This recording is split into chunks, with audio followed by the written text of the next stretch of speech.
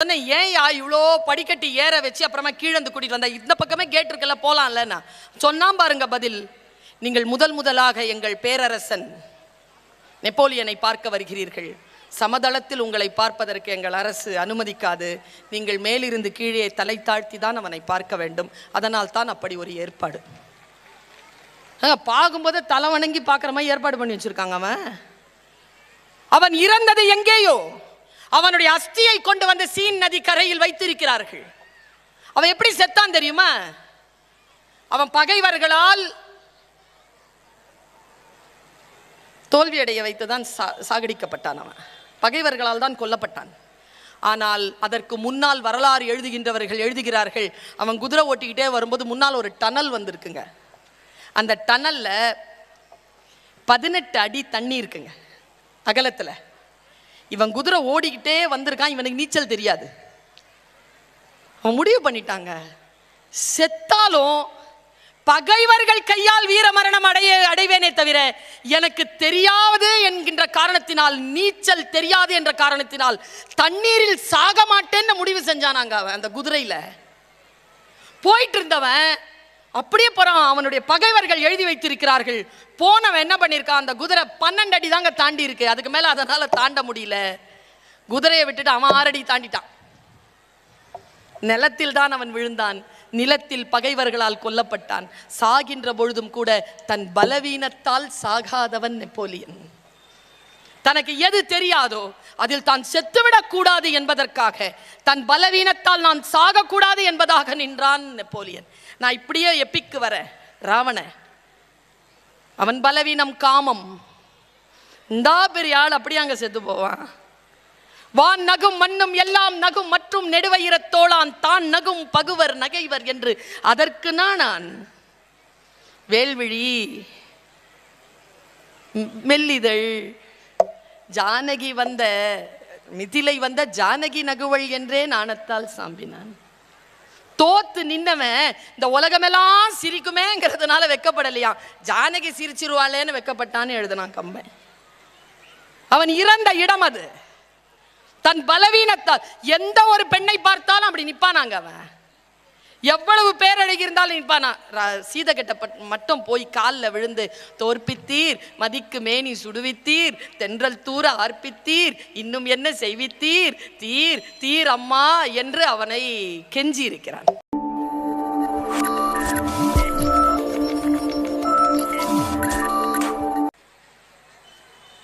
குழந்தைகளை யார் ஒருவர் கவனமாக வளர்க்கிறோமோ அவர்கள் மிக பெரிய ஒரு சமூக நன்மையை செய்கிறோம். இங்கே நின்று நான் ஒரு குறிப்பை சொல்லுகிறேன் உங்களுக்கு. என்னுடைய பேச்சு என்பது ஒரு மனநிலை தான். உங்களை அந்த மனநிலைக்கு நான் கொண்டு செலுத்துவதற்காகத்தான் நின்று கொண்டிருக்கிறேன். இந்த மனநிலையை உங்களுக்கு நகர்த்துவதற்காக ஒரு விஷயத்தை நான் சொல்றேன். இங்கே தாய்மார்கள் நிறைய பேர் இருக்கிறீர்கள். தாய் என்கின்ற அந்த நிலை இருக்கு இல்லையா, அது ஒரு நிலை. நாம் பெண்தான். எல்லா விதமான ஆசாபாசங்களுக்கும் அடிமைப்பட்டு இருக்கக்கூடிய ஒரு ஹியூமன் தான், ஒரு மனித இனம்தான். ஆனால் தாய் என்று வருகின்ற பொழுது அது கடவுள் நிலை போல ஒரு நிலைக்கு நாம் வருகிறோம். அந்த நிலையில் நாம் எப்படி நின்றிருக்கிறோம் என்பதற்கான ஒரு தெளிப்பு தான் இப்பொழுது நான் சொல்ல போகும் கருத்து. நம் குழந்தையை நாம் அந்த அளவிற்கு கவனமாக வளர்க்கிறோமா? நான் ஒரு விஷயத்தை சொல்றேன், நீங்க கோச்சிக்க கூடாது. இந்த ஜெனரேஷன் இருக்கல, என்னையும் சேர்த்து தான் சொல்றேன். நாம தான் பெரியவங்க பேச்ச கேட்ட கடைசி தலைமுறை. இந்த சிண்டு நண்டு வாண்டு எல்லா பேச்சையும் கேட்க தொடங்கி இருக்கிற முதல் தலைமுறை. அதுங்க தான் நம்மளை ஆட்டி விக்குதுங்க. எதையும் இல்லைன்னே சொல்ல முடியல. அவ்வளவு கொடுத்துக்கிட்டு இருக்கோம் அவங்களுக்கு. அவங்களுக்கு நிறைய இருக்கிறது என்ன தெரியுமா? விட்டமின் உடம்புல. நான் தாயா என் பையனை நினைச்சு தான் பேசிட்டு இருக்கிறேன். என் பையன் மாதிரி தான் உங்க வீட்டில் எல்லாரும் இருக்கிறாங்கன்றதும் தெரிஞ்சு தான் பேசிட்டு இருக்கிறேன். நம்ம எல்லா குழந்தைகளுக்கும் விட்டமின் கே அதிகமாக இருக்குது. கொழுப்பு ரொம்ப அதிகம். அதுக்கு காரணம் நம்ம நிறைய கொடுக்குற விட்டமின் எம். கொழுப்பு குறையணும்னா இன்னிலிருந்து விட்டமின் என் கொடுக்க தொடங்குங்க. என்னன்னா வேற ஒன்றும் இல்லை, நோ. எது கேட்டாலும் நோ. நமக்கு கிடைச்சதா? சின்ன வயசில் நமக்கு கிடைச்சதா? ஏங்க ஒரு டூத் பிரஷ் வாங்கி தந்தாங்க 7ஆம் கிளாஸ் படிக்கும்போது எங்கள் அம்மா. அது வரைக்கும் கையில் தான் டூத் பிரஷை தலையில் வச்சுக்கிட்டு தலைக்கண்ணை கீழே வச்சுக்கிட்டு காலை எப்போ விடியோன்னு தூங்கி இருந்திருக்கேங்க நான். எனக்கு தெரியாதுங்க நைட்லேயும் விளக்கலான்னு. அவ்வளோ இன்னசென்ட்டாக வளர்ந்துருக்கிறேன். அதனால தான் இந்த 45 வயசு கடந்து இவ்வளோ ஞானமாக பேசிகிட்டு இருக்கிறேன். அந்த நேரத்தில் எல்லா ஞானமும் வந்துருந்துச்சுன்னா இந்த நேரத்தில் பைத்தியமாகி சுற்றி இருப்பேன். எல்லா ஞானமும் பெற்றுடணுமா 10 வயசுலயே நம்ம குழந்தை? அது குழந்தையாக வளர்வதற்கு நாம் அனுமதிக்க மாட்டோமா? ஒரு விஷயத்தை தான் இல்லைன்னு சொல்லுங்களேன். 100 விஷயம் கேட்டா பெட்ரோரியம் சொல்லி தருகிறேன். 100 விஷயம் கேட்டா 75 விஷயத்துக்கு நோ சொல்லுங்க. 25 விஷயத்தை பார்க்கலாம் சொல்லி தள்ளி போட்டு வளர்த்து பாருங்கள். உங்களுடைய குழந்தை இம்யூனிட்டியோட வளரும்.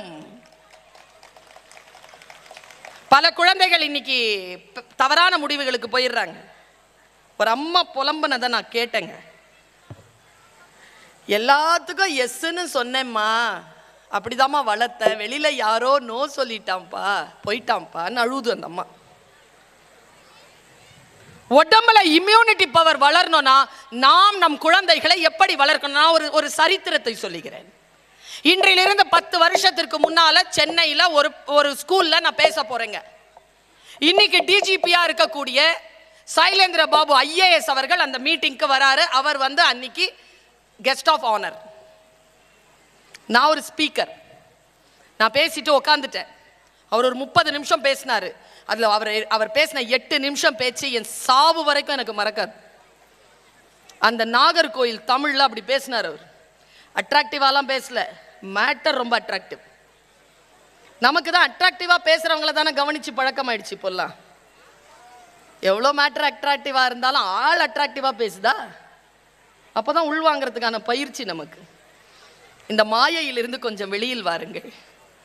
அட்ராக்டிவாகவே பேச மாட்டார் நம்ம கார்த்திகேயன் சார்லாம். ஆனால் மேட்ரு அவ்வளோ இருக்கும். வாங்கி வச்சுக்கங்க. நமக்கு மனிதர்கள் முக்கியம் இல்லை, கருத்து தான் முக்கியம் என்கின்ற நிலைக்கு தமிழ் மக்கள் வர வேண்டும் என்பதற்காகத்தான் நான் பேசிக் கொண்டிருக்கிறேன். பாருங்க, அவர் பேசுறார். அவர் 10 வயசுல இருக்கும் பொழுது அவங்க அப்பா ஆணில கொண்டு ராத்திரி ஒரு சட்டையை மாற்றார். அதுல பேக்கெட்ல ஒரு 5 ரூபா வச்சிருக்கிறார். காலையில எழுந்து பார்க்கிறார், 5 ரூபாவை காணோம். காணோம்ன உடனே பசங்கிட்ட கேட்கிறார், வைஃப் கிட்ட எல்லாம் கேட்கிறார், அப்பா யாரை எடுக்கலன்னு சொல்லிட்டாங்க. இது கடந்து போயிடுச்சு. 10, 12, 15 வருஷத்துக்கு அப்புறமா இவர் போலீஸ்காரரா ஆயிட்டாரு. ஃபுல் யூனிஃபார்ம் போட்டுட்டு அவங்க அம்மாட்ட சேலரி எடுத்துட்டு கொடுக்கும்போது ஒரு கன்ஃபெக்ஷன் ஒன்று பண்ணியிருக்காரு. அம்மா என்னப்பா, உங்ககிட்ட ஒரு சத்தியத்தை சொல்லணும்மா, சொல்லுப்பா.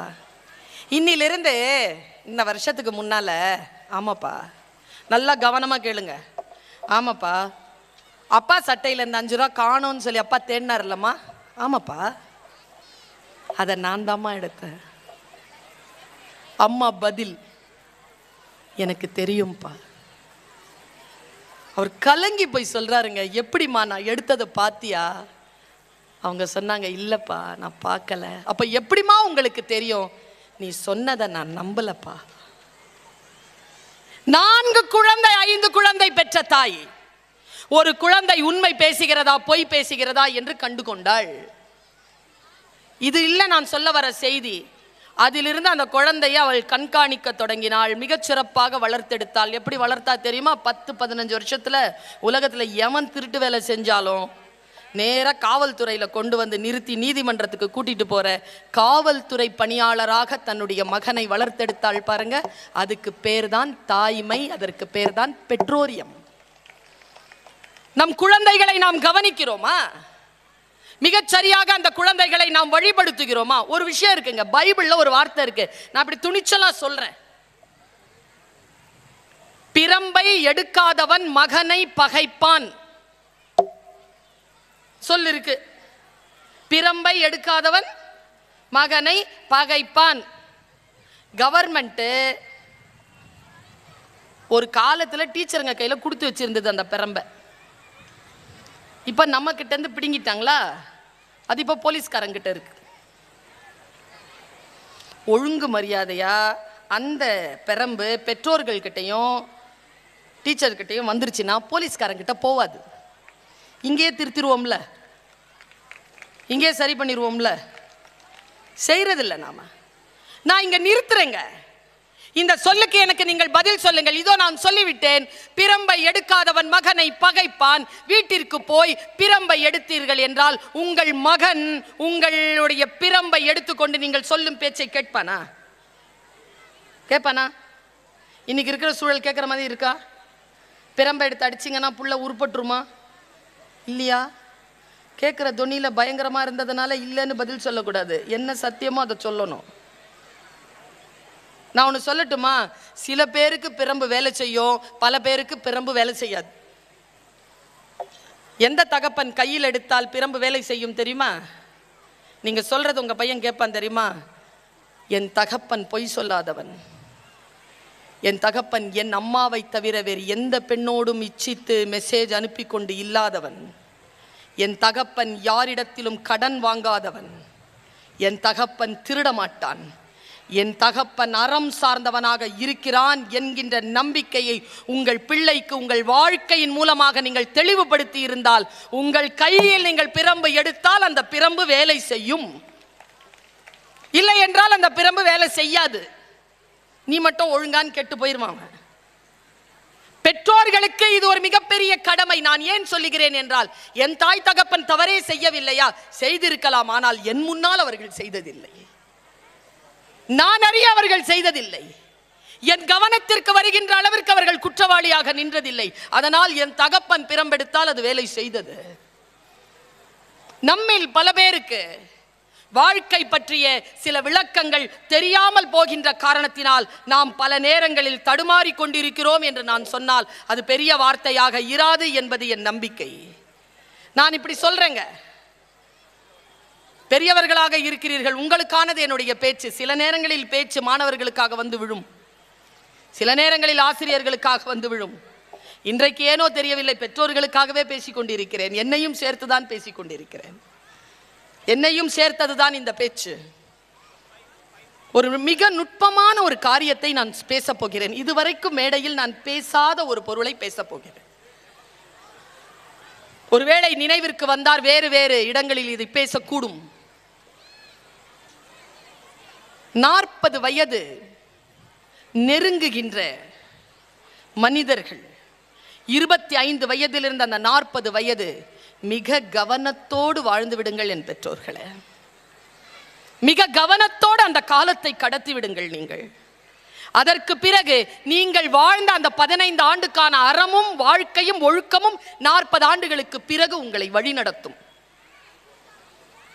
பாருங்க, பலவீனங்கள் நம்மை ஆட்சி செய்கின்ற பொழுது, நான் ஒரு விஷயம் சொல்றேன், இது 20க்கு தான் பயன்படுத்த தெரியலையா, 15க்கு தான் பயன்படுத்த தெரியலையா, 30க்கு தெரியுதா, 40க்கு, 45, 50க்கு தெரியுதா, 55க்கு தெரியுதா சார் இதை எப்படி பயன்படுத்துறதுன்னு? எல்லா யோக்கியத்தனம் செய்யறவங்க எல்லாம் 60 வயசுக்கு மேல இருக்கிறவங்களா இருக்கிறாங்க. இதுல இது வயதிற்குரிய பிரச்சனை இல்லை. இது எல்லோருக்கும் பலவீனம் இருக்கிறது. ஒன்றே ஒன்றுதான் இந்த சகோதரியின் மூலமாக இன்றைக்கு நான் சொல்ல விழைகின்ற செய்தி. பலவீனங்கள் நம்மை வந்து தாக்குகின்ற பொழுது அந்த பலவீனங்களை நம்முடைய உள் ஆற்றலால் நாம் எதிர்கொள்ள வேண்டும். ஒரே ஒரு விஷயத்தை மட்டும் சொல்லுங்க, எந்த போதையாக இருந்தாலும், அது மருந்தாக இருந்தாலும், குடியாக இருந்தாலும், பெண்ணாக இருந்தாலும், ஆணாக இருந்தாலும், பணமாக இருந்தாலும், எந்த சுயநல போதையாக இருந்தாலும், அந்த பலவீனம் உங்களை அழிக்காமல் இருப்பதற்கான அறம் சார்ந்த ஒரு சக்தியை உள்ளிருந்து எழுப்ப வைத்து அதை, அந்த பலவீனத்தை கண்காணிக்கும்படி கையில் வைத்துக் கொள்ளுங்கள். மூன்றாவது ஆள் அதை செய்ய மாட்டான். ஏனென்றால் நாம் வெறும் ஆணும் பெண்ணுமாக இல்லை, நாம் தாயும் தந்தையுமாக இருக்கிறோம். குழந்தைகள் நம் பேச்சை கேட்டு வளர்வதே இல்லை, நம்மை பார்த்து வளர்கிறார்கள். இந்த கவனத்திற்காக நான் 2 விஷயத்தை சொல்றேன். பிரான்ஸ் போயிருந்தேங்க. நெப்போலியன் ஒருத்தங்க, அவனுக்கு நீச்சல் தெரியாது. நீச்சல் தெரியாது. அவன்கிட்ட கேட்டிருக்காங்க, நீ ஏன் நீச்சல் கற்றுக்க மாட்டியா? அவன் சொல்றான், நான் சுறாக்கள் இல்லாத ஆழ் கடலில் நீச்சல் பழகுவதில்லை. சனியனுக்கு நீச்சலே தெரியாது. அது எங்க போய் நீந்துமா? நீச்சல் கத்துக்குமா? கடல்ல. கடல்ல இல்ல, ஆழ்கடல்ல. ஆழ்கடல்ல சொரா இருந்தாதான் நீச்சலே கத்துக்குவானா. அதனால்தான் அவன் மாவீரன் நெப்போலியன். ஆனா அவன் கத்துக்கவே இல்லை. அது தெரியுமா உங்களுக்கு? நீச்சல் தெரியாது அவனுக்கு. நான் இங்க வியந்து அவனை பார்க்குறேங்க. நான் அவனை ஒரு சிலபஸா சொல்றேன். நான் சொன்னதில்லை, இந்த கம்பேரிசன்ல நான் சொன்னதில்லை. ஒரு நாள் நான் வந்து பாரிஸ் மாநகரத்துக்கு கம்பன் கழகத்துக்கு போறேன். கூட்டிட்டு போனாங்க. இப்படி இருக்கு படிக்கட்டு. ஏறி போனா கீழே அப்படியே ஒரு ரவுண்டா இருக்கு. அதுல ஒரு பியானோ மாதிரி வச்சிருக்கு. அவனுடைய சாம்பல பியானோ மாதிரி வச்சிருக்கு. இதுதான் எங்க நெப்போலியனுடைய டூம், பார்த்துக்கோங்க அப்படின்னு கீழே எட்டி பார்த்தோம். அப்புறம் அந்த பக்கமா போய் கீழே இறக்கி போனா கீழே இருக்குது. அப்படியே வெளியில கூட்டு வந்தாங்க. என் கார் நிக்குது. நான் சொன்னேன், ஏன் இவ்வளோ படிக்கட்டி ஏற வச்சு அப்புறமா கீழே வந்து கூட்டிட்டு வந்தா? இந்த பக்கமே கேட் இருக்குல்ல, போலாம்ல. நான் சொன்னாம் பாருங்க பதில். நீங்கள் முதலாக எங்கள் பேரரசன் நெப்போலியனை பார்க்க வருகிறீர்கள். சமதளத்தில் உங்களை பார்ப்பதற்கு எங்கள் அரசு அனுமதிக்காது. நீங்கள் மேலிருந்து கீழே தலை தாழ்த்தி தான் அவனை பார்க்க வேண்டும். அதனால் தான் அப்படி ஒரு ஏற்பாடு. பார்க்கும்போது தலை வணங்கி பார்க்குற மாதிரி ஏற்பாடு பண்ணி வச்சிருக்காங்க. அவன் இறந்தது எங்கேயோ. அவனுடைய அஸ்தியை கொண்டு வந்து சீன் நதி கரையில் வைத்திருக்கிறார்கள். அவன் எப்படி செத்தான் தெரியுமா? அவன் பகைவர்களால் தோல்வியடைய வைத்துதான் சாகடிக்கப்பட்டான். அவன் பகைவர்களால் தான் கொல்லப்பட்டான். ஆனால் அதற்கு முன்னால் வரலாறு எழுதுகின்றவர்கள் எழுதுகிறார்கள், அவன் குதிரை ஓட்டிக்கிட்டே வரும்போது முன்னால் ஒரு டனல் வந்திருக்குங்க. அந்த டனல்ல 18 அடி தண்ணி இருக்குங்க அகலத்துல. இவன் குதிரை ஓடிக்கிட்டே வந்திருக்கான். இவனுக்கு நீச்சல் தெரியாது. அவன் முடிவு பண்ணிட்டாங்க, செத்தாலும் பகைவர்கள் கையால் வீர மரணம் அடைவேனே தவிர எனக்கு தெரியாது என்கின்ற காரணத்தினால், நீச்சல் தெரியாது என்ற காரணத்தினால் தண்ணீரில் சாக மாட்டேன்னு முடிவு செஞ்சானாங்க. அவன் அந்த குதிரையில போயிட்டு இருந்தவன் அப்படியே போறான். அவனுடைய பகைவர்கள் எழுதி வைத்திருக்கிறார்கள். போனவன் என்ன பண்ணிருக்கான், அந்த குதிரை 12 அடி தாங்க தாண்டி இருக்கு. அதுக்கு மேல அதனால தாண்ட முடியல. குதிரையை விட்டுட்டு அவன் 6 அடி தாண்டிட்டான். நிலத்தில் தான் அவன் விழுந்தான். நிலத்தில் பகைவர்களால் கொல்லப்பட்டான். சாகின்ற பொழுதும் கூட தன் பலவீனத்தால் சாகாதவன் நெப்போலியன். தனக்கு எது தெரியாதோ அதில் தான் செத்துவிடக் கூடாது என்பதற்காக, தன் பலவீனத்தால் நான் சாகக்கூடாது என்பதாக நின்றான் நெப்போலியன். நான் இப்படியே எப்பிக்கு வர ராவண, அவன் பலவீனம் காமம். இந்த பெரிய ஆள் அப்படியே அங்க செத்து போவான். வான் நகும் மண்ணும் எல்லாம் நகும் மற்றும் நெடுவயிரத்தோளான் தான் நகும் பகுவர் நகைவர் என்று அதற்கு நான் வேல்விழி மெல்லிதழ் ஜானகி வந்த மிதிலை வந்த ஜானகி நகுவள் என்றே நாணத்தால் சாம்பினான். தோத்து நின்னவன் இந்த உலகமெல்லாம் சிரிக்குமேங்கிறதுனால வெக்கப்படலையா, ஜானகி சிரிச்சிருவாளேன்னு வெக்கப்பட்டான்னு எழுதுனான் கம்பன். அவன் இறந்த இடம் அது. தன் பலவீனத்தால் எந்த ஒரு பெண்ணை பார்த்தாலும் அப்படி நிப்பானாங்க. அவன் எவ்வளவு பேரழகி இருந்தாலும் நிப்பானா. சீதகட்ட மட்டும் போய் காலில் விழுந்து, தோற்பித்தீர் மதிக்கு மேனி சுடுவித்தீர், தென்றல் தூர ஆர்ப்பித்தீர், இன்னும் என்ன செய்வித்தீர், தீர் தீர் அம்மா என்று அவனை கெஞ்சி இருக்கிறான். ராவணன் விழுந்த இடம் அது. நான் இப்படி சொல்கிறேன், நம் பலவீனங்களால் நாம் வீழாதபடிக்கு நம் அறமும் நம் கல்வியும் நம் ஒழுக்கமும் தாய் தகப்பன் என்கின்ற பொறுப்பும் நம்மை காக்க வேண்டும் என்பதற்காக சொல்கிறேன். வலியில் நிலைமையான் வல்லுருவம் பெற்றம் புலியின் தோல் போர்த்துமேன் தற்று முயூவ விளக்க உரை. மனத்தை அடக்கும் வல்லமை இல்லாதவன் மேற்கொண்ட வலிய தவக்கோலம் புலியின் தோலை போர்த்திக் கொண்டு பயிரை பசு மேய்ந்தார் போன்றது. சாலமன் பாப்பையா விளக்க உரை.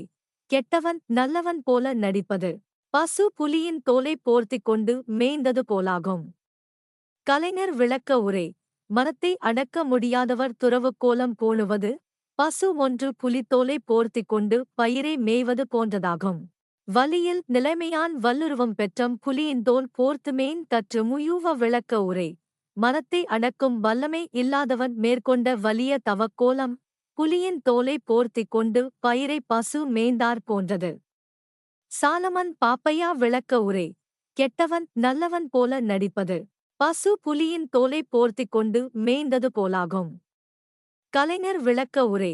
மனத்தை அடக்க முடியாதவர் துறவு கோலம் பூணுவது பசு ஒன்று புலித்தோலை போர்த்திக் கொண்டு பயிரை மேய்வது போன்றதாகும். வலியில் நிலைமையான் வல்லுருவம் பெற்றம் புலியின் தோல் போர்த்துமேன் தற்று முயூவ விளக்க உரை. மனத்தை அடக்கும் வல்லமை இல்லாதவன் மேற்கொண்ட வலிய தவக்கோலம் புலியின் தோலை போர்த்திக் கொண்டு பயிரை பசு மேய்ந்தார் போன்றது. சாலமன் பாப்பையா விளக்க உரை. கெட்டவன் நல்லவன் போல நடிப்பது பசு புலியின் தோலை போர்த்திக் கொண்டு மேய்ந்தது போலாகும். கலைஞர் விளக்க உரை. மனத்தை அடக்க முடியாதவர் துறவு கோலம் பூணுவது பசு ஒன்று புலித்தோலை போர்த்திக் கொண்டு பயிரை மேய்வது போன்றதாகும். வலியில் நிலைமையான் வல்லுருவம் பெற்றம் புலியின் தோல் போர்த்துமேன் தற்று முயூவ விளக்க உரை. மனத்தை அடக்கும் வல்லமை இல்லாதவன் மேற்கொண்ட வலிய தவக்கோலம் புலியின் தோலை போர்த்திக் கொண்டு பயிரை பசு மேய்ந்தார் போன்றது. சாலமன் பாப்பையா விளக்க உரை. கெட்டவன் நல்லவன் போல நடிப்பது பசு புலியின் தோலை போர்த்திக் கொண்டு மேய்ந்தது போலாகும். கலைஞர் விளக்க உரை. மனத்தை அடக்க முடியாதவர் துறவு கோலம் பூணுவது பசு ஒன்று புலித்தோலை போர்த்திக் கொண்டு பயிரை மேய்வது போன்றதாகும். வலியில் நிலைமையான் வல்லுருவம் பெற்றம் புலியின் தோல் போர்த்துமேன் தற்று முயூவ விளக்க உரை. மனத்தை அடக்கும் வல்லமை இல்லாதவன் மேற்கொண்ட வலிய தவக்கோலம் புலியின் தோலை போர்த்திக் கொண்டு பயிரை பசு மேய்ந்தார் போன்றது. சாலமன் பாப்பையா விளக்க உரை. கெட்டவன் நல்லவன் போல நடிப்பது பசு புலியின் தோலை போர்த்திக் கொண்டு மேய்ந்தது போலாகும். கலைஞர் விளக்க உரை. மனத்தை அடக்க முடியாதவர் துறவு கோலம் பூணுவது பசு ஒன்று புலித்தோலை போர்த்திக் கொண்டு பயிரை மேய்வது போன்றதாகும்.